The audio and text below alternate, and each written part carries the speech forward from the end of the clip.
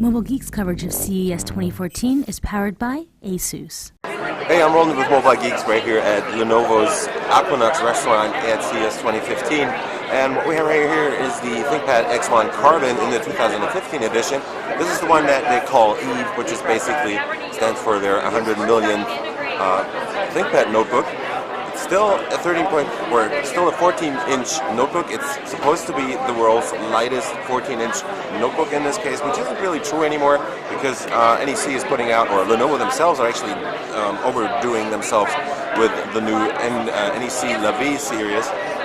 But this one has been reworked, so basically it still looks the same. It is still super light, and it still is very powerful depending on which configuration you choose. It goes up to all the way on the Broadwell series, Core i7 in this case.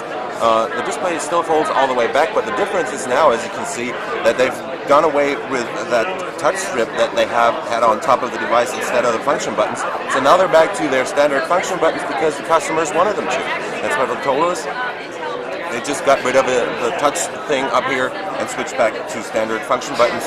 The main purpose of these is controlling different features of the notebook, but you still have access to the F buttons like the function buttons in the basic way that you're used to it.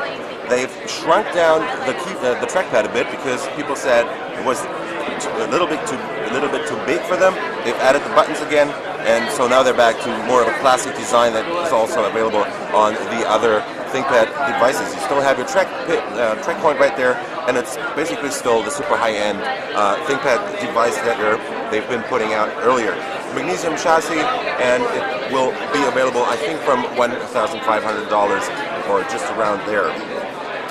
We have a 14-inch Quad HD resolution display, so we're talking about 2560 by 1440 pixels on here. There's also a full HD version, and it has kind of a matte cover on here. I don't know if you can really see this on the camera, but the reflections are definitely less than on other devices, so there's coating on there that is supposed to reduce the reflection on the screen.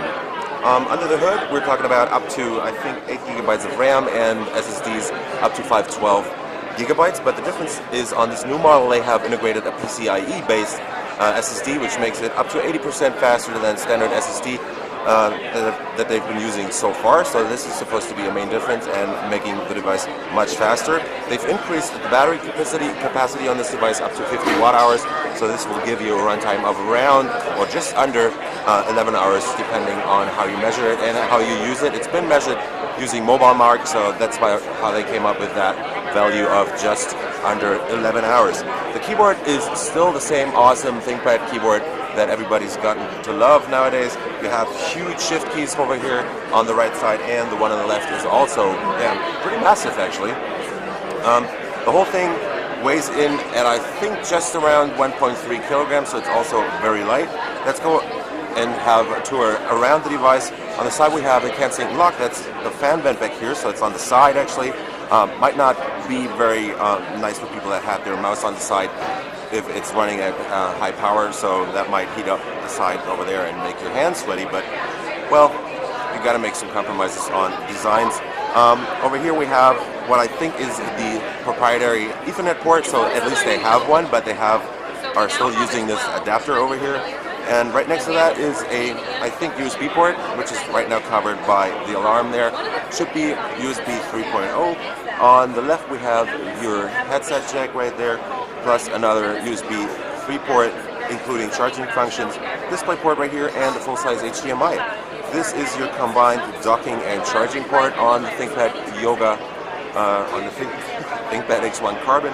There is pretty much nothing on the back except for your slot for the SIM card. So this will also be available with optional 4G LTE. On the bottom, that's again the entrance for the fan vent, so they'll probably have the CPU somewhere around, I would say, about here. And they have a heat pipe running in the back right here and sucking in air and blowing it back out on the other side with a fan. On the bottom we have the speakers, so one on the left, one on the right.